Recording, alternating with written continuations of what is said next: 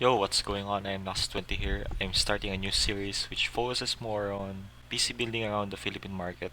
In this episode, I'll be starting with a 20,000 peso budget just for the system only. My listed prices here are just the averages. It could be 100 to 500 pesos cheaper or more expensive, depending on store you bought them.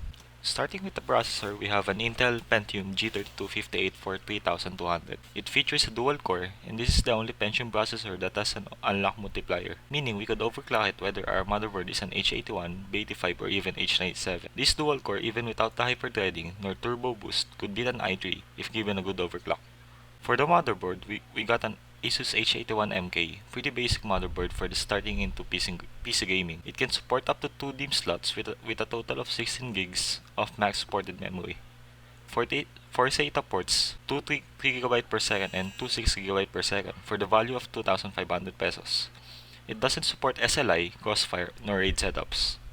For RAM, we went for the G-Skill with JOS X 8GB in dual channel configuration. Honestly, though the motherboard only supports up to 16 MHz of RAM, it is in your option to get the 1866 model of the kit. This would cost for around 2,700. For the hard drive, we go for the 1TB Western Digital Caviar Blue for 2,500. This is probably one of few whose price is stable across the local stores in Manila. With 20,000 pesos budget, we can insert an SSD even if you want to. What you could do is buy an SSD as an upgrade rather than getting it initially, unless you can fit OS, other important apps, and your games within an SSD. You could get an ADATA SP900 128GB on PC options for 2,600, but if you can't, just go for the 1TB hard drive. Graphics card for this build is the Asus R7 360 with 2 gigs of GDDR5 RAM for 5,800. With this graphics card, you can max out MOBA games like Dota 2, League of Legends, CSGO at 1080p. Minimum frame rate is expected around 50 to 60 and will average on the 70s even with VSync and anti-aliasing on. AAA games like The Witcher 3, GTA 5, Shadow of Mordor will remain on medium to high on still playable 40 to 50 FPS, with some dips at high 20s. Needless to say, our 7360 cards are the budget for 1080p gaming.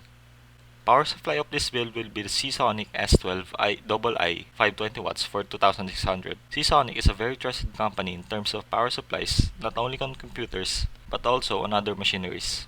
It contains 6 SATA power cords, one 6-pin PCIe cord, one 6 plus 2 PCIe cord, several Molex plugs, and the usual 24-pin ATX and the 8-pin APS cords.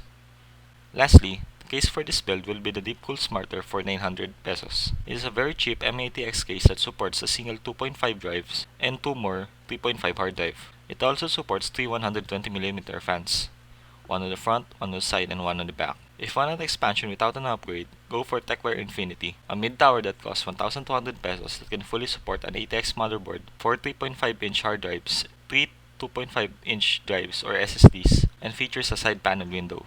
The cost of the build is around 20,000 plus or minus 300. Stay tuned as I'll be creating another build soon, so hit the like button and get subscribed. Thanks for watching.